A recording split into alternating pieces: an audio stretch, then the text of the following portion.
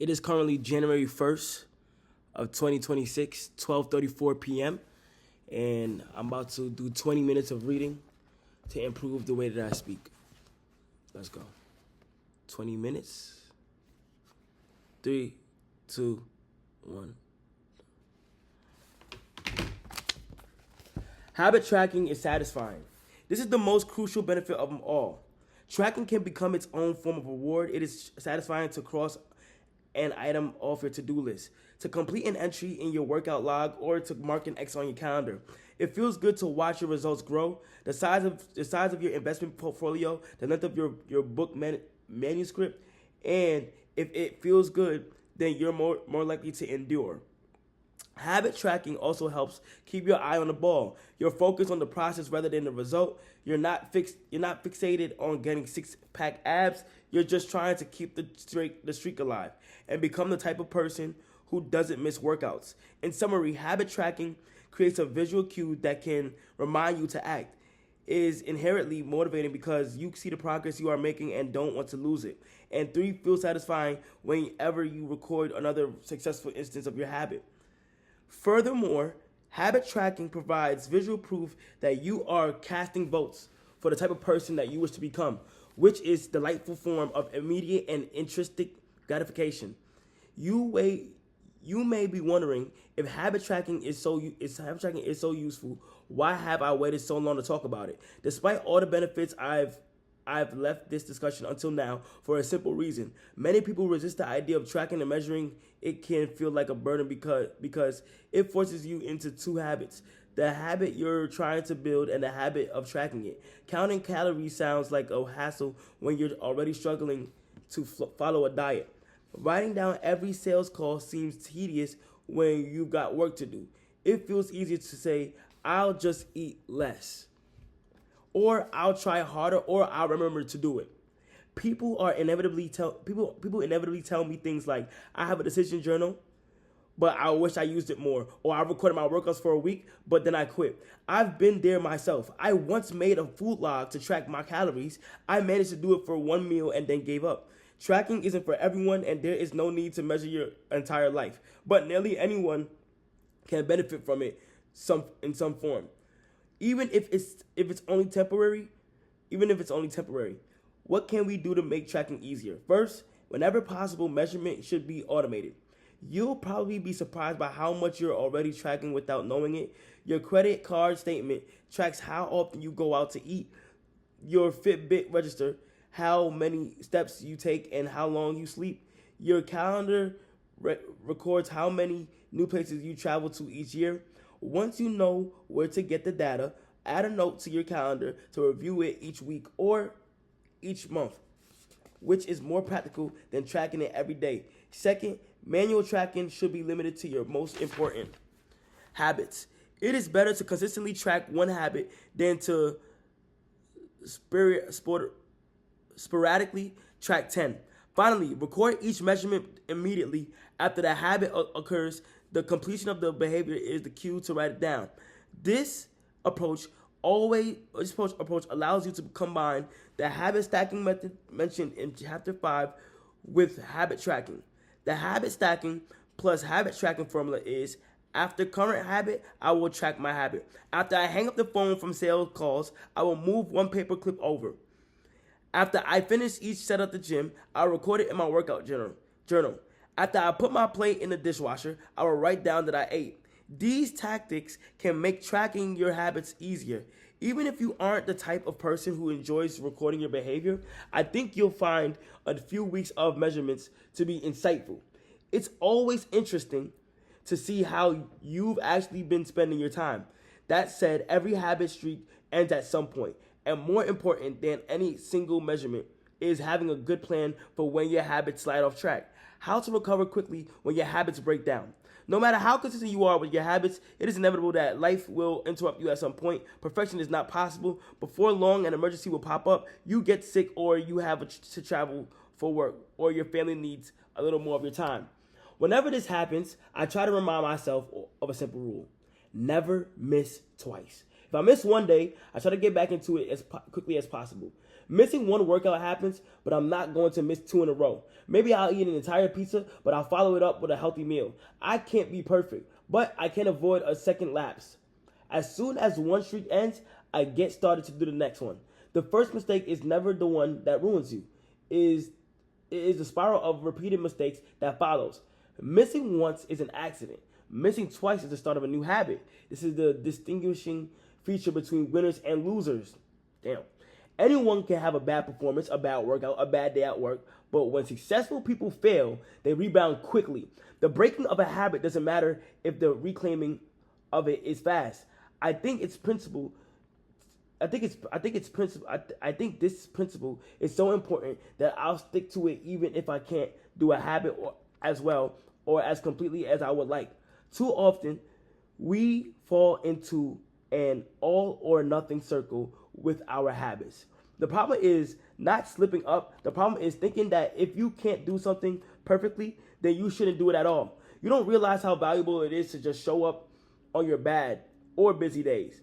Lost days hurt you more than successful days help you. If you start with $100, then a 50% gain will take you to $150. But you only need a 33% loss to take you back to $100. In other words, avoiding a 33% loss is just as valuable as achieving a 50% gain. As Charlie Munger says, the first rule of compounding: never interrupt it unnecessarily. This is why the bad workouts are often the most important ones. Sluggish days and bad workouts maintain the compound gains you accrued from previous good days. Simply doing something, 10 squats, 5 sprints, a push-up, anything really is huge. Don't put up a zero. Don't let losses eat into your compounding. Furthermore, it's not always about what happens during the workout. It's about being the type of person who doesn't miss workouts. It's easy to train when you feel good, but it's crucial to show up when you don't feel like it. Even if you do less than you hope, going to the gym for 5 minutes may not improve your performance, but it reaffirms your identity. The all or nothing circle of behavior change is just one pitiful that can derail your habits. Another potential danger, especially if you are using a habit tracker, is measuring the wrong thing. Knowing when and when not to track a habit. Say you're running a restaurant and you want to know if your chef is doing a good job. One way to measure success is to track how many customers pay for a meal each day. If more customers come in, the food must be good. If fewer customers come in, something must be wrong. However, this one measurement, daily revenue, only gives a limited picture of what's really going on. Just because someone pays for your meal doesn't mean they enjoy the meal. Even dissatisfied customers are unlikely to dine and dash. In fact, if you're only measuring revenue, the food might be getting worse, but you're making up for it with marketing or discounts or some other method. Instead, it may be more effective to track how many customers finish their meal, or perhaps the percentage of customers who leave a generous tip. The dark side of tracking a particular behavior is that we become driven by the number rather than the purpose behind it. If your success is measured by quarterly earnings, you will optimize sales, revenue, and accounting for quarterly earnings. If your success is measured by a lower number on a scale, you will optimize for a lower number on the scale. Even if that means embracing cash diets, juice cleanses, and fat loss pills, the human mind wants to win whatever game is being played. The pitfall is evident in many areas of life. We focus on working long hours instead of getting meaningful work done. We care more about getting 10,000 steps than we do about being healthy. We teach for standardized tests instead of emphasizing learning, curiosity, and critical thinking. In short, we optimize for what we measure. When we choose the wrong measurement, we get the wrong behavior. This is sometimes referred to as Goodhart's Law, named after the economist Charles Goodhart. The principle states, when a measure becomes target, it ceases to be good measure.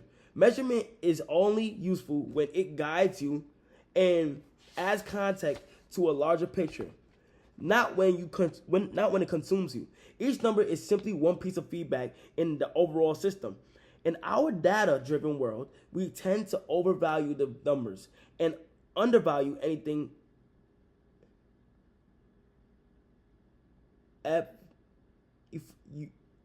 ephemeral. Ephemeral. Bad guys. I don't know how to spell it. Ephemeral. Yep. Ephemeral, soft, and difficult to quantify.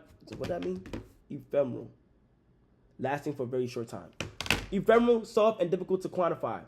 We mistakenly think the factors we can measure are the only factors that exist. But just because you can measure something doesn't mean it's the most important thing. And just because you can't measure something doesn't mean it's not important at all. All of this to say, it's crucial to keep habit tracking in its proper place. It can feel satisfying to record a habit and track your progress. But the measurement is not the only thing that matters. Furthermore, there are many ways to measure progress, and sometimes it helps to shift your focus to something entirely different.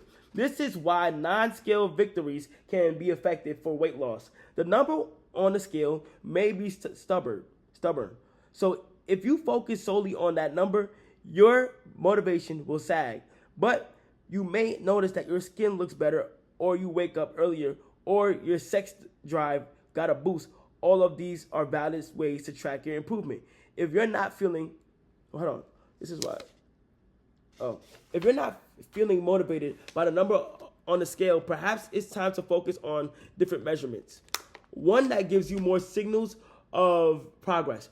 No matter how you measure your improvement, habit tracking offers a simple way to make your habits more satisfying.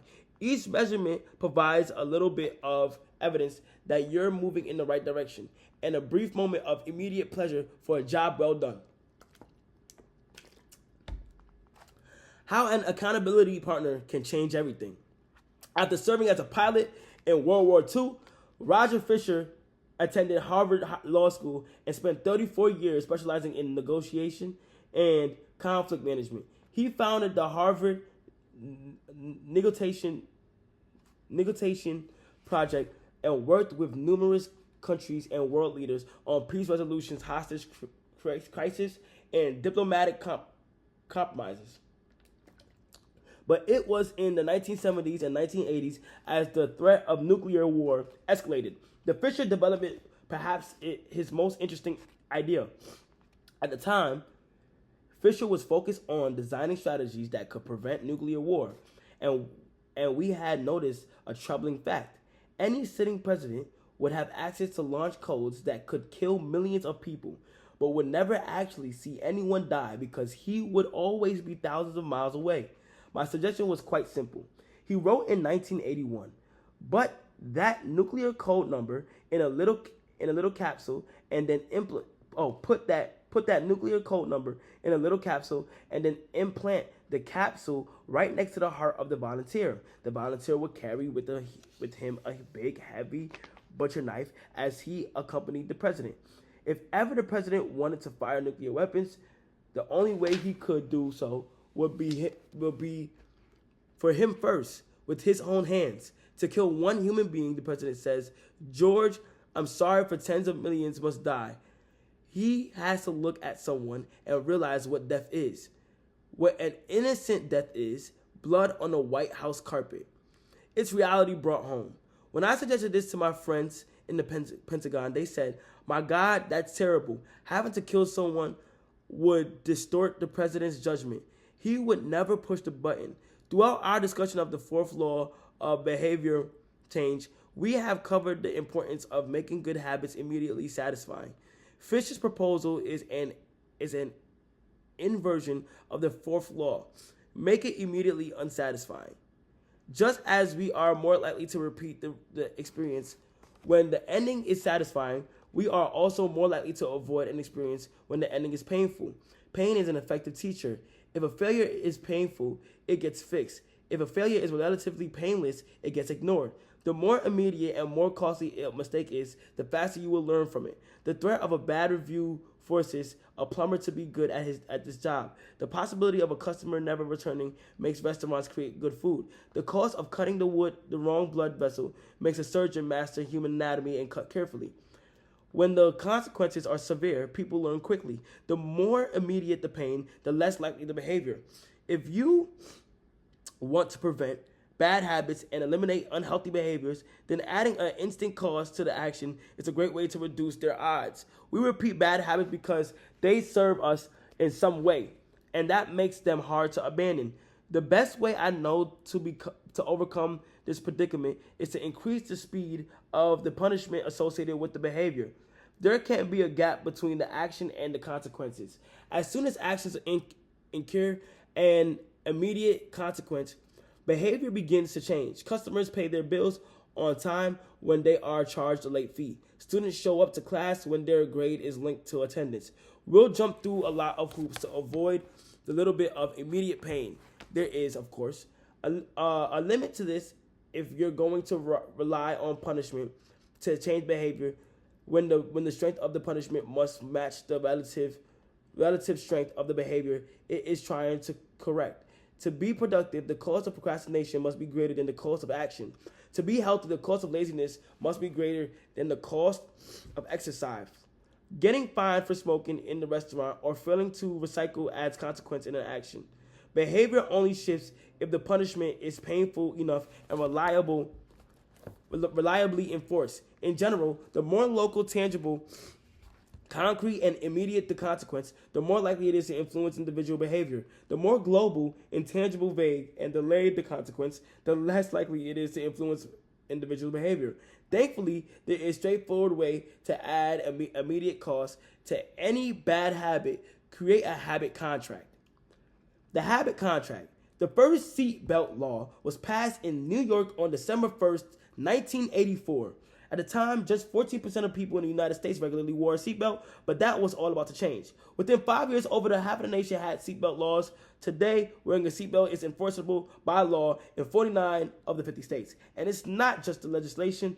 The number of people wearing seatbelts has changed dramatically as well. In 2016, over 88% of Americans buckled up each time they got into a car. In just over 30 years, there were completely reversal in habits of millions of people. Laws and regulations are an example of how government can change our habits by creating a social contract. As society, we collectively agree to abide by certain rules and then enforce them as a group. Whenever a new piece of legislation impacts behavior, seatbelt laws, banning smoking inside restaurants, mandatory recycling, it is an example of social contract shaping our habits. The group agrees to act in a certain way, and if you don't follow along, you'll be punished. Just as governments use laws to hold citizens accountable, you can create a habit contract to hold yourself accountable. A habit contract is a verbal or written agreement in which you state your commitment to a particular habit, the punishment that will occur if you don't follow through. Then you find one or two people to act as your accountability partners and sign off on the contract with you. Brian Harris, an entrepreneur from Nashville, Tennessee, was the first person I saw put this strategy into action. Shortly after the birth of his son, Harris realized he wanted to shed a few pounds. He wrote up a habit contract between himself, his wife, and his personal trainer. The first version was Brian's number one objective for Q1 of 2017 is to start eating correctly again so he feels better, looks better, and is able to hit the long-term goal of 200 pounds at 10% body fat. Below the statement, Harris laid out the roadmap for achieving this ideal outcome. Phase 1, get back to a strict slow-carb diet in Q1. Phase 2, start a strict macronutrient tracking program in Q2. Phase 3, refine and maintain the details of his diet and workout program in Q3. Finally, he wrote out each of the daily habits that will get him to his goal. For example, write down all the food he consumes each day and weigh himself each day.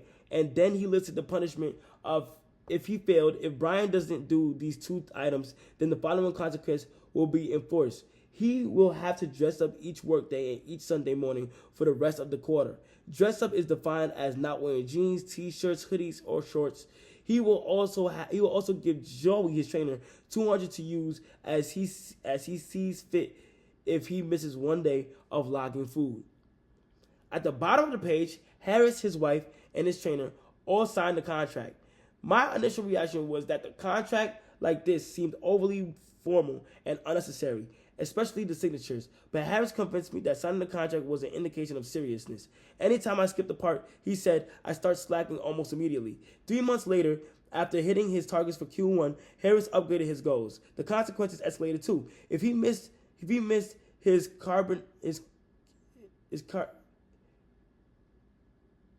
carbohydrate and protein targets, he had to pay his trainer $100. And if he failed to weigh himself, that has been 20 minutes, but I'm going to finish this. And if he failed to weigh himself, he had to give his wife $500 to use as she saw fit. Perhaps most painfully, if he forgot run sprints, he had to dress up for work every day and wear an Alabama hat the rest of the quarter. The bitter rival of his beloved urban team. The strategy worked, with his wife and trainer acting as accountability partners, and with the habit contract clarifying exactly what to do each day. Harris lost the weight. To make bad habits unsatisfying, your best option is to make them painful in the moment. Creating a habit contract is a straightforward way to do exactly that. Even if you don't want to create a full-blown habit contract, simply, I'm ending off 210. That has been 20 minutes of reading. I am reading to get my speaking better. Bye.